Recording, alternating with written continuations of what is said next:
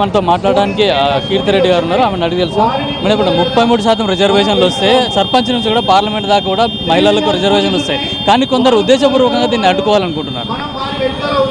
మహిళలు ఓటు బ్యాంకుకే వాడుకునే వాళ్ళు ఇలా మాట్లాడతారు. 33% రిజర్వేషన్ ఎప్పుడో రావాల్సింది, 30 ఏళ్ల ముందర రావాల్సింది. 70 ఏళ్ల స్వతంత్రంలో ఇప్పుడు పోరాడి 75 ఏళ్ల తర్వాత మోడీ గారి ఉద్యమాన్ని ఇప్పుడు రిజర్వేషన్ సాధికారతకు వస్తుంది. ఇది ఎప్పుడో రావాల్సిన పని. ఇప్పుడు సీఎం రేవంత్ రెడ్డి కూడా లెటర్ రాశాడు. కానీ 33%కు మద్దతు ఇస్తాం, కానీ డీలిమిటేషన్కి అయితే మద్దతు ఇవ్వదని చెప్పేసి కూడా దక్షిణాది రాష్ట్రాలందరికీ సీఎంలకు కూడా లెటర్ రాయడం జరిగింది. డీలిమిటేషన్ ఎవరి 15 ఏళ్లకు ఒకసారి డీలిమిటేషన్ జనగణన అవ్వాల్సిందే. అది ప్రాసెస్. సో పాపులేషన్ పెరిగినప్పుడు డెఫినెట్గా దాని పరంగా సీట్లు పెరగాల. ఇప్పుడు లక్కీగా సీట్లు పెరుగుతున్నాయి, మాకు రిజర్వేషన్ వస్తుంది. సో మహిళలకు ఎక్కువ అవకాశం వస్తుంది. వాళ్ళ సీట్లకు ఎక్కడా లోటు జరగట్లేదు. సో దీన్ని అడ్డగించడం, వాళ్ళు మహిళా ఓట్లు కోల్పోతారు ఇలా చేస్తే. అంటే ఇప్పుడు మహిళలకు రిజర్వేషన్ కనుక పెరిగితే వాళ్ళకున్న పురుషులకున్న ఆధిక్యం తగ్గిపోతుందని చెప్పేసి కూడా ప్రతిపక్షాలు దాని గురించి కూడా వ్యతిరేకిస్తున్నారు. ఎక్కడ తగ్గుతుంది? 850 సీట్లు పెరుగుతున్నాయి. అందులో 250 సీట్లు మాకు ఇస్తున్నారు. అయినా వాళ్ళు 1/3 మాకు ఇస్తే 66% వాళ్ళే ఉన్నారు కదా. So definitely this should have been implemented long back. At least it's come to implementation now.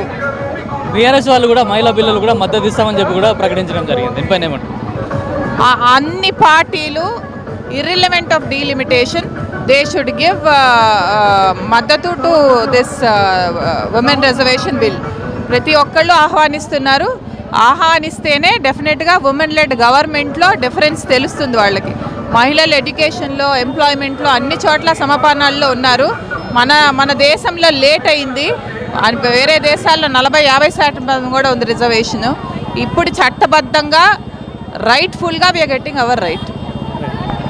అయితే మోడీ పార్లమెంట్లో 33% మహిళా రిజర్వేషన్ బిల్ ఏదైతే ప్రవేశపెడతారో దానికి మద్దతుగా థ్యాంక్స్ టు మోడీ అనే చెప్పేసి ఈరోజు హైదరాబాద్లో కేశవ మెంబర్ నుంచి కూడా అసెంబ్లీ వరకు కూడా బీజేపీ మహిళా మోర్చా ఆధ్వర్యంలో కూడా స్కూటీ ర్యాలీ అయితే నిర్వహిస్తున్నారు.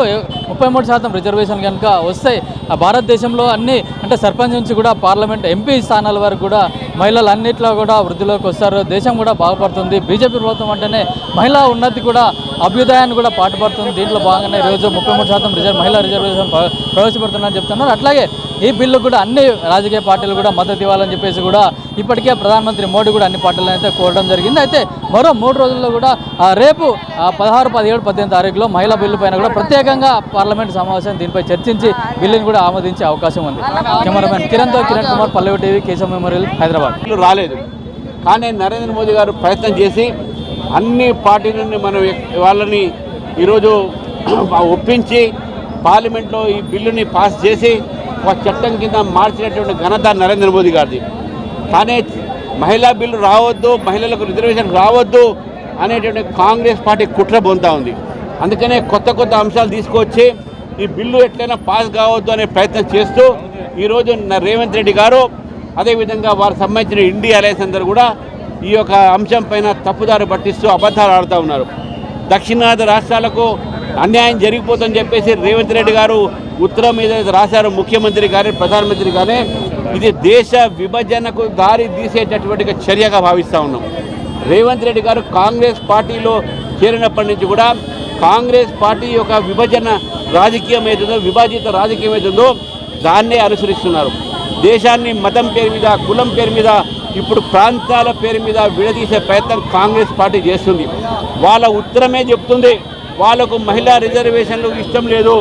వాళ్ళ ఉత్తరమే మహిళా రిజర్వేషన్లకు వ్యతిరేకంగానే భావించాల్సిన అవసరం వస్తుంది. దక్షిణ రాష్ట్రాలకు ఎక్కడ కూడా అన్యాయం జరగదు, ఏ ప్రాంతకు అన్యాయం జరగదని చెప్పి నరేంద్ర మోదీ గారు చెప్తున్నారు. దక్షిణ ప్రాంతానికి సంబంధించిన ఒక రాష్ట్ర అధ్యక్షుడిగా నేను కూడా చెప్తా ఉన్నాను, దక్షిణ రాష్ట్రాలకు ఎక్కడ కూడా అన్యాయం జరగదు. ఇవన్నీ అబద్ధాల ప్రచారాలు చేస్తున్నటువంటి కాంగ్రెస్ పార్టీని తిప్పికొట్టాల్సిన అవసరం ఉందని చెప్పేసి కూడా నేను తెలంగాణ ప్రజల్ని అదేవిధంగా దక్షిణాదిలో ఉన్నటువంటి ప్రజల్ని కూడా కోరుతా ఉన్నాను. ఈ కాంగ్రెస్ పార్టీ కేవలం వాళ్ళ వైఫల్యాన్ని కప్పుకోవడానికి ఈరోజు వారి ఒక వాళ్ళ రాజకీయ ఎత్తుగడ కోసమే, రాజకీయాల కోసమే ఈరోజు దేశాన్ని విభజించేటటువంటి మాటలు మాట్లాడుతూ ఉన్నారు. దక్షిణమైనా ఉత్తరమైనా భారతీయ జనతా పార్టీకి అందరూ ఒకటే.